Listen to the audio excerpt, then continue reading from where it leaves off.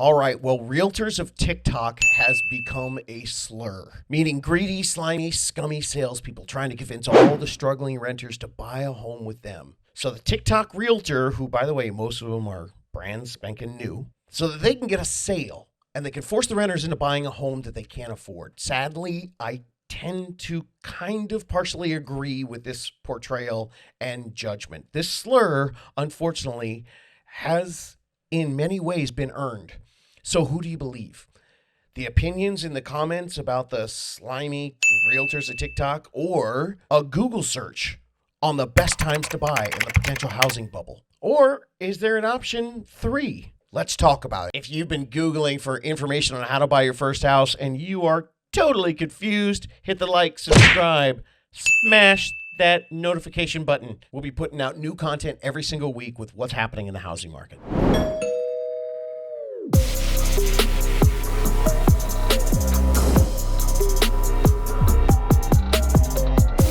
What is up, my how to buy a homies? Lots to get into on today's topic, so let's dive right in. Now, for your first-time buyers out there, things are getting more expensive every day. You're seeing prices continue to rise, and you're also seeing those pesky mortgage interest rates go up, which, of course, increases your projected monthly payments. So lots of people are looking for answers on the potential of a housing bubble. Partially because it just seems inevitable the way things are going, and partially because, let's face it, some of you are pissed off and it sucks right now. And you really just kind of want a bubble to happen so you finally feel like you can afford a house again. So social media is being bombarded with realtors, many of them, as I said, brand new to the business, and they are so thirsty to try to become the next realtor influencer, or trying to go viral.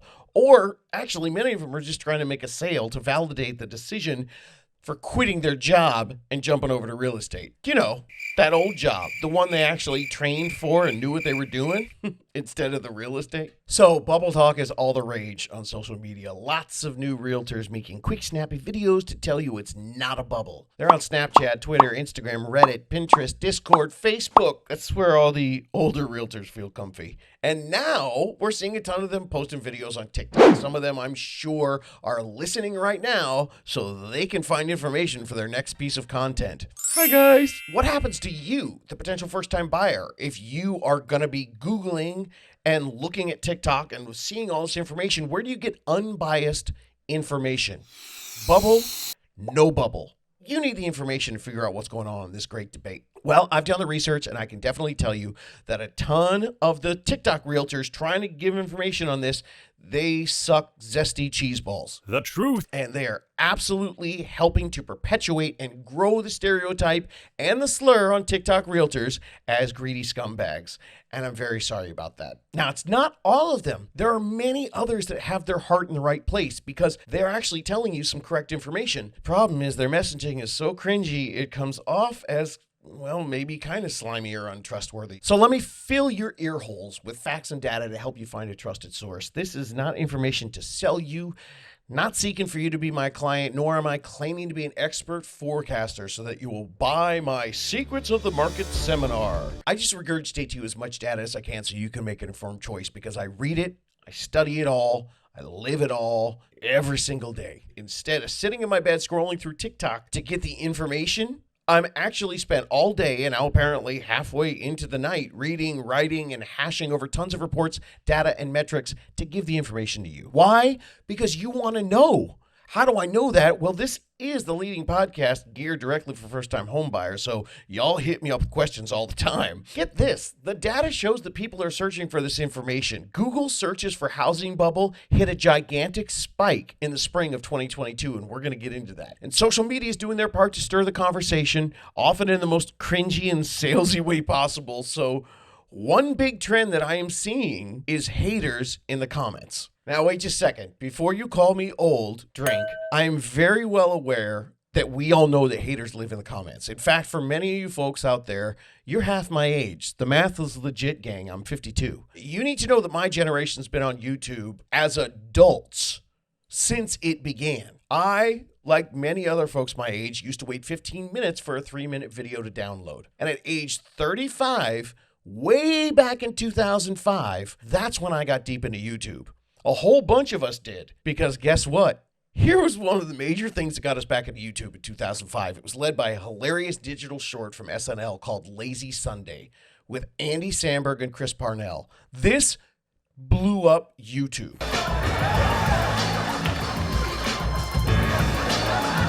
That's awesome. So my video producer here, who is closer to your age, he just said to me that it is the first viral video. And I saw an SNL special where they were talking about it, and they were like, YouTube? What's YouTube? They didn't even know.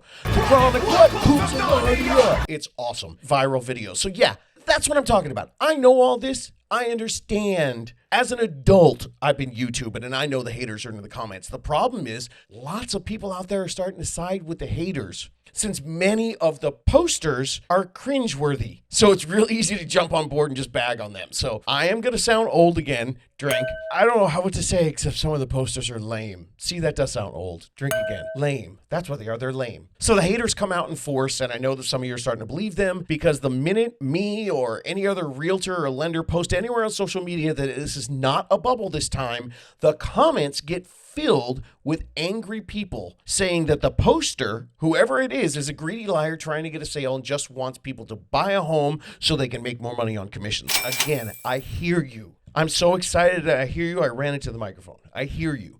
I empathize with you. And I understand that you would think that because A, sometimes it does happen exactly that way, and B, because the information given is bite-sized and so easy to dispute without the data behind it. So maybe they have the right intentions at heart and they're giving you the right data, but it just doesn't sound right. Recently on Google, housing bubble has spiked like crazy, and everyone wants to know what's going on. And the actual facts and data of that answer, it happens to already be recorded for you and your ear holes. It's on howtobuyahome.com for your eye holes as well if you want to read it.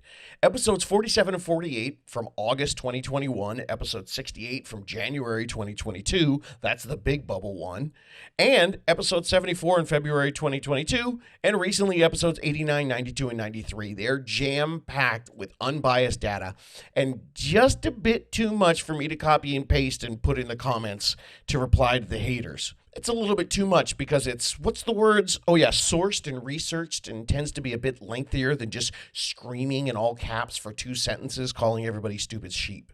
So let me throw a thought out there. Do you know why you're hearing so much about the bubble right now and why so many people are Googling it? Because more people have platforms to voice their opinions. More opinions, just like louder opinions, frickin' Stephen A. Smith and Sports Talk Radio people. More and louder does not mean correct. Though controversy and corporate greed bashing gets more views, and I understand why. The facts and data, when it comes to a housing bubble, they actually contradict these yelling opinions. People are posting philosophies, not actual facts. Theories, not actual data. Look, and I understand you millennials are fighting back. You've been terribly mislabeled. But one mislabel I hear all the time in the world of real estate is even more wrong than when millennials get called entitled. People will often say about millennials when it comes to buying homes, they don't want to buy homes, they're not buying homes, and that's why the bubble will burst. They won't be fooled by the man this time. They want to FOMO and travel and never buy a house. Okay, gang. Actually, in 2021, millennial homebuyers went up from 37% in 2020 to 43% in 2021. It's just facts and data. And the actual facts about the housing inequality, it's always been there for every generation. The difference is the generations before didn't have social media to talk about it. It was just quieter. Back then, the information was only shared in the Wall Street Journal, and most of the people with their heads down, they don't read that. You couldn't sit in your bed at night and scroll through the Wall Street Journal in your hand, but now you can, and you're being told all these different opinions from people, and people are taking it verbatim and for fact, just like they're reading the journal. Every keyboard warrior can spew fake news out to the masses and tout ridiculous opinions or just straight BS, and they do it all online. It's like it's some sort of newly discovered conspiracy.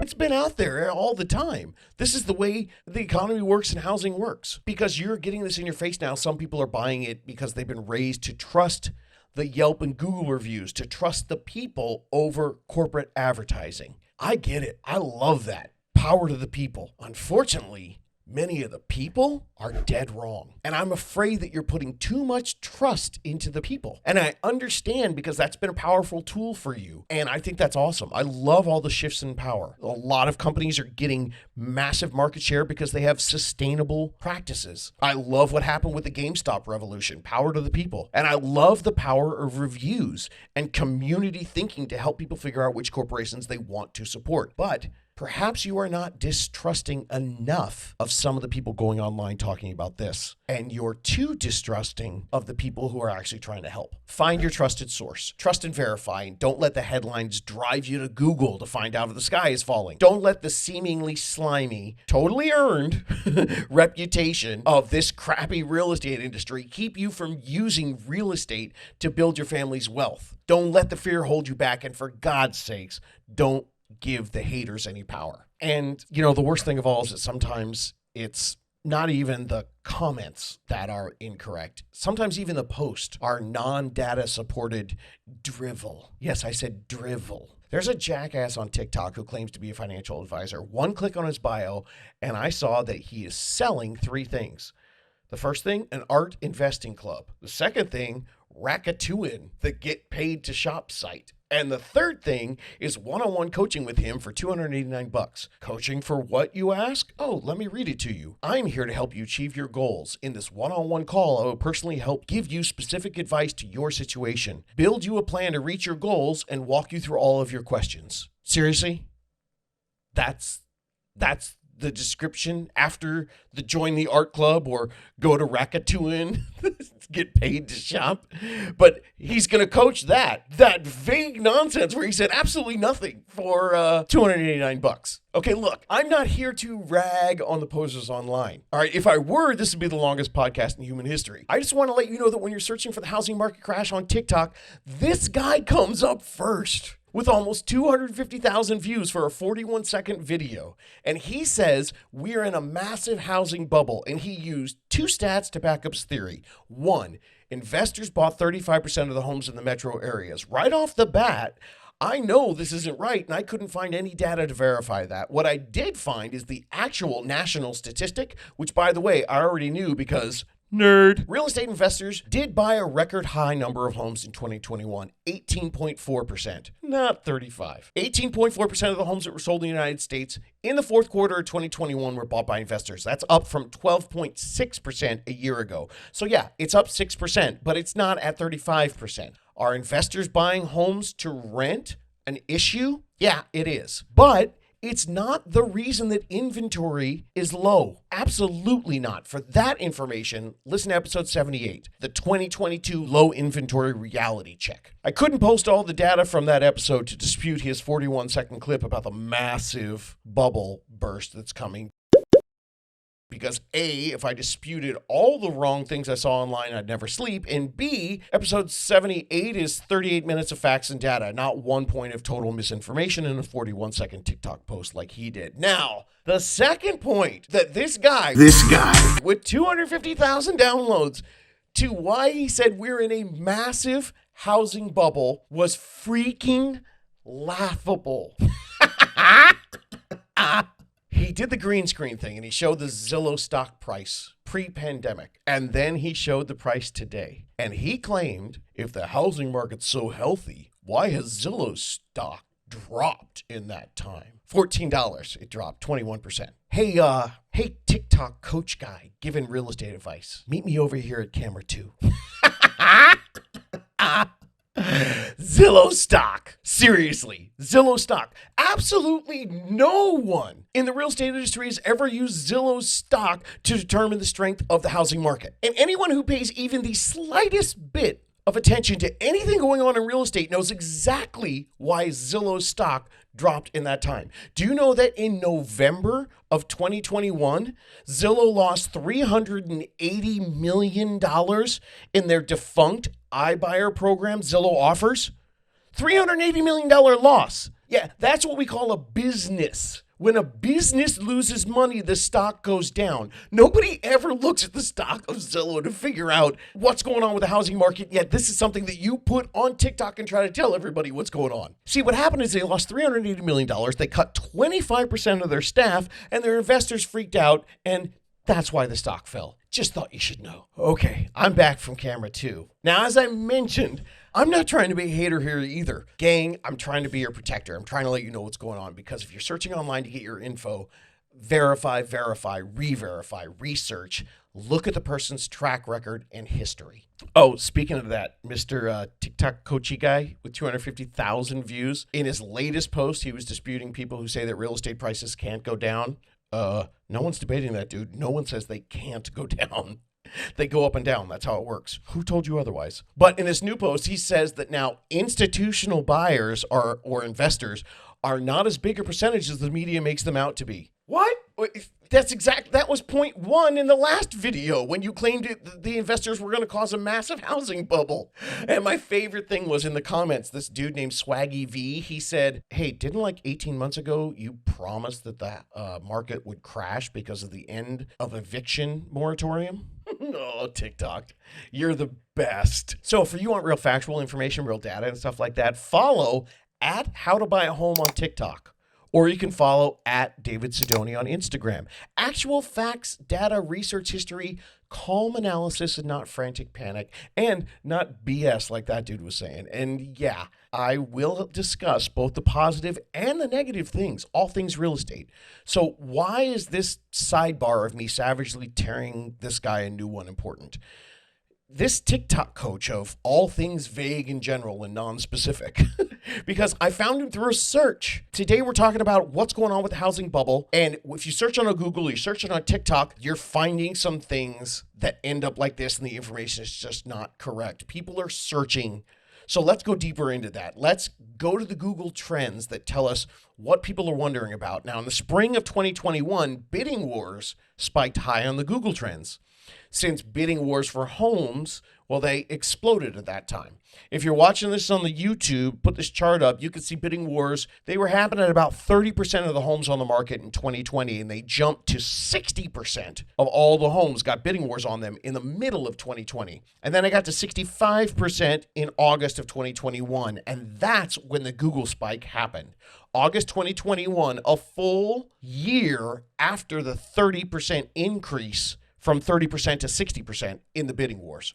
It's odd that it took that long, a whole year of going from 30% to 60%, for the buyers to start asking questions and start Googling. But I guess the frustration hit in and it led to the seeking, so it took some time. Recently, moving on, in the spring of 2022, interest rates shot up from 3% to 5%, so buyers got freaked out. So guess what Google search started spiking then? You got it. Housing bubble. All of this is according to Google Trends, which lets the user of the platform identify popular search terms. If you want to see how it works, plug in Will Smith. You're going to see a fatty spike recently, and I have no idea why. Weird, huh? Looking at Google Trends for the term housing bubble, if you look at the last 5 years, it remained constantly low and flat. And it even dipped during the coronavirus. However, this spring, searches for the term have soared. It was a fast, straight-up spike, big increase. It specifically took place in late March. The spike appears to line up with the release of a report from the Federal Reserve Bank of Dallas, as well as media coverage of that report. Now, this pointed to an abnormal housing market behavior for the first time since the boom of the early 2000s, and found evidence of, quote, a brewing U.S. housing bubble. Now, that report came out and it coincided with the average rate on a mortgage for 30-year fixed going to 3.76, jumping to 4.67. All that happened in March. So if you're watching this on YouTube, this chart, that one shows you the mortgage rates, how it popped up in March, and it coincided exactly with when that report came out on the housing bubble. And that resulted in this next chart to show you the huge spike in the Google search for housing bubble. Look at that. Flat, boom, in March. That's 5 years of information. It's a flat line with a giant spike in March. People are freaking out about it right now, but what's really interesting is you go back and you look at the Google searches for housing bubble all the way back to 2004. Today's spike in searches, if you look at this chart, for you, YouTube, take a look at this. Yeah, that one on the end there, that's the one that looked like a street light. But all the way on the left, that's 2004. The recent search is a little spike compared to the huge mountain from 2004. It's a mountain of an uptick that began in 2004 and hit a huge peak in 2005, a full 3 times higher than the recent spike and increase in searches on Google in 2022. In 2004, when home prices were shooting up, but the bubble hadn't burst yet, searches grew slowly with mounting concern, creating that mountain that you saw on the chart, with the peak again 3 times higher than today's instant fear. The fear and the potential for disaster was so much greater for those of us who watched the markets back in 1998 to 2004, and we slowly started to question what's going on. So if you're just paying attention to the news right now, you're hearing 3 times less than the worry that was happening back then, and it all happened in one day.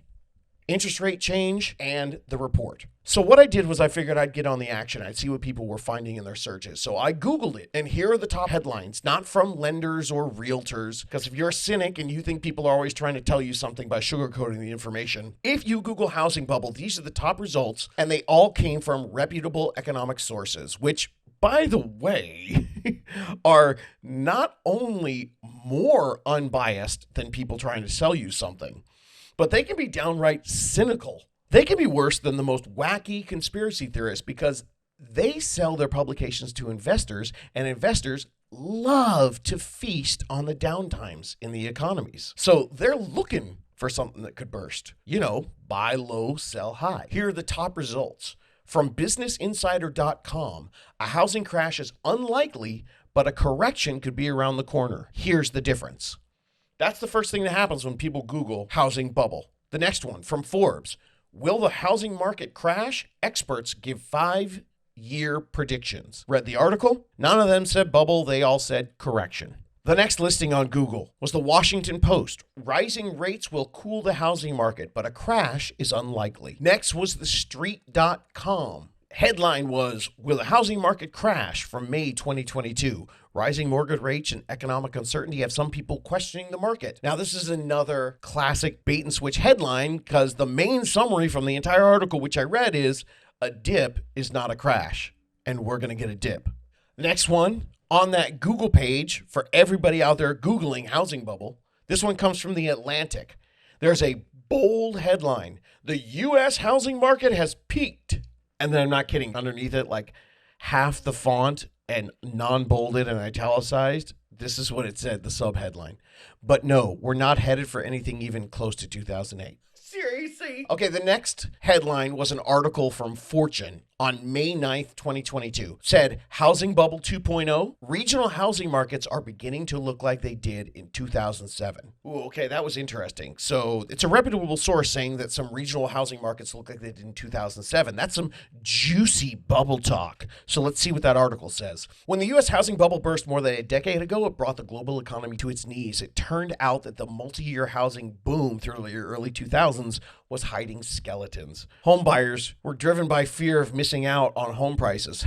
See, we did FOMO back in the 2000s. They were stretching well beyond themselves and their financial means, and zealous lenders were giving out mortgages, or better yet, it should be called subprime mortgages, to folks who historically would not have ever qualified for a home. As the credit rushed in, it helped to drive the housing boom. However, the housing market corrected. Those bad loans created a foreclosure crisis. Okay, did you catch all that? First paragraph. Skeletons of predatory lending, giving loans away for nothing due to FOMO. Well, that is not happening today. Ask any of my listeners who have applied for a loan in the last 3 years. It takes verification of everything. Back to the article. The article then states, fast forward to today, where the U.S. housing market is once again going through a historic boom. Over the past 2 years, U.S. home prices are up 34.4%, including a 19.8% jump in the last 12 months.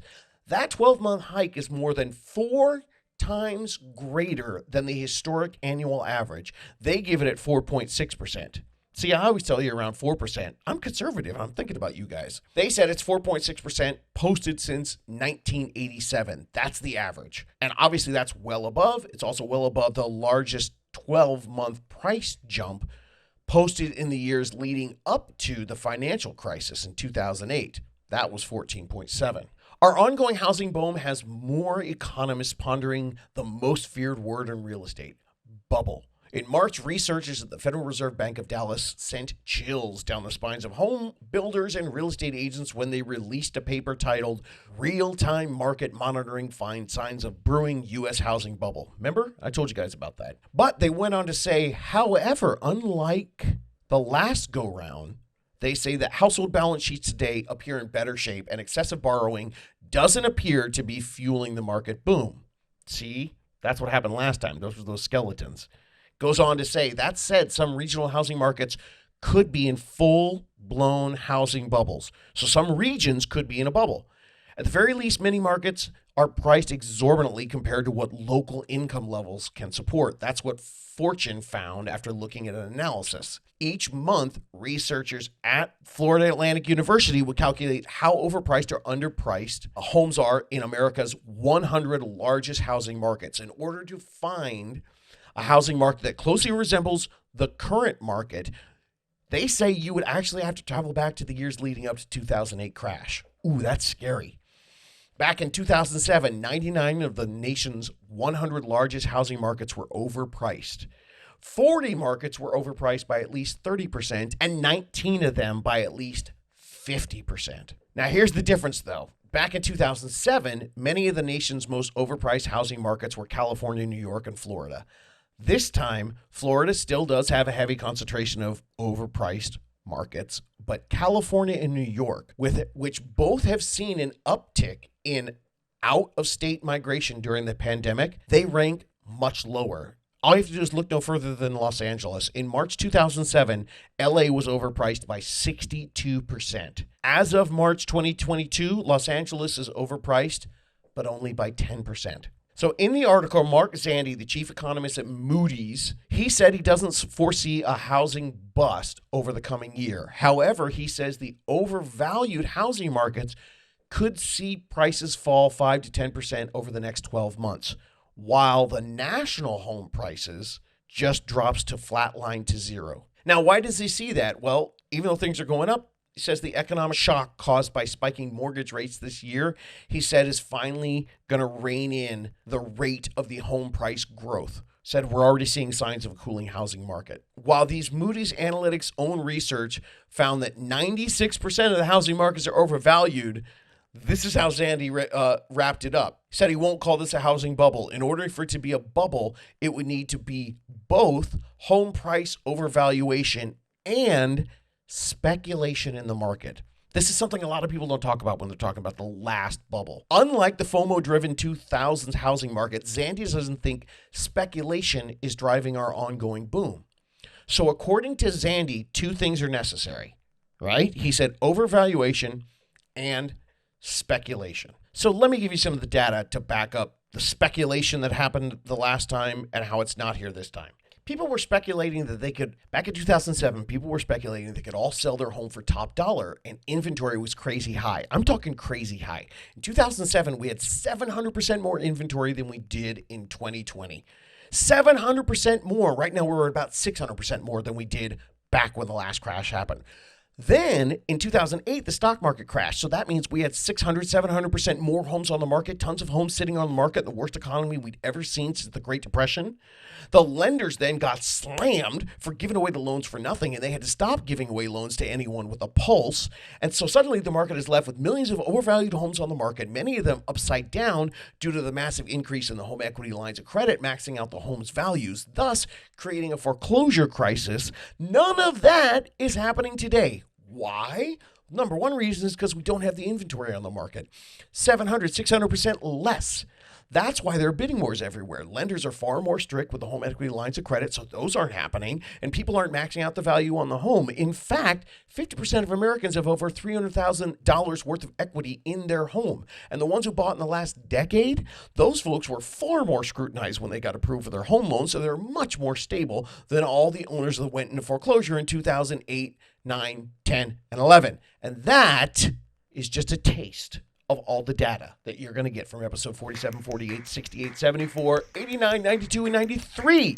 Google away. Check out what's going on. Even the folks that give the articles talking about prices being overvalued mention that that's only one part of the equation. The speculation isn't happening. All that stuff I just listed, and I listed in all those other episodes. Hopefully people are Googling, and because as we just saw, a lot of the headlines, they look bad. But if you actually read the article, you find out that a bubble's not going to be happening. Correction, yes. Bubble, no. So what does that mean for you? How the hell should I know? I don't know your personal situation. So it's time to dig deep in the archives of the podcast and see how the numbers work for you on renting versus buying. Time to listen to the many episodes on waiting versus buying later. There's a whole bunch of those. I don't have those numbers in front of me, but you can look it up. Time to go to howtobuyahome.com and ask me to help you find a local unicorn team in your area that can help you start a 1 month or a 1 year or a 2 year plan so you can take advantage of whatever the market does. It's also time to go to my Instagram at David Sidoni or my TikTok at How to Buy a Home and start leaving comments of your own, non-hater comments, so we can get the real world to stop Googling and stop listening to all the haters. Leave me, I am a homie in the comments. Gang. Stay fierce. Don't get sold. Get educated. Don't get fearful. Get knowledgeable. Don't trust and verify. Verify, verify, verify, verify. Research. Check track records. And then maybe, just maybe, you can trust. Yes, Google is a must. Super helpful. You have such an advantage than the generation before you did. But don't be a headline reader. Be vigilant. And find a trusted team to help you plan. The future will be what it is.